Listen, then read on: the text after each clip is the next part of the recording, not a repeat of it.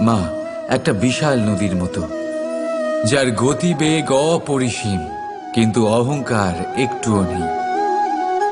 যেভাবে একটা নদী পথের অনুকূলে প্রবাহিত হয়, সেভাবে একজন মা নিজের সন্তানের স্নেহে ঢলে পড়ে, পরিস্থিতি যাই হোক না কেন।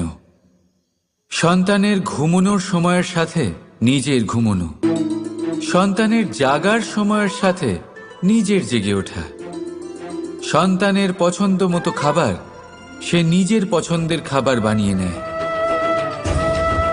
এটা মায়ের আঁচলই বটে, যা রোদে ছায়া হয়ে আসে, যা শীতে কম্বলের কাজ করে। মা মা এমন হয় যে সন্তানের যাতে ঘুম না ভাঙে, সেই জন্য সে এক পাশ হয়ে ঘুমানোর অভ্যেস করে নেয়। আর পরিস্থিতির সাথে শুধুমাত্র সেই মানিয়ে নিতে পারে যে সন্তানকে